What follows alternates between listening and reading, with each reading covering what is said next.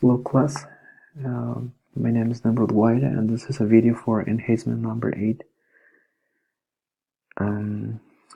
Tonight we are going to see how the display I forgot the name, the product detail works. We are going to validate the HTML of, for example, we are going to enter to this mortar.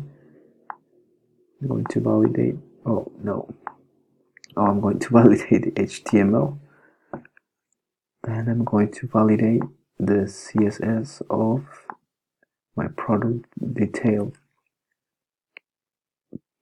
view. The CSS was applied to the page looks professional. We resize it, it changes, it brings a nice feeling. We can do the same with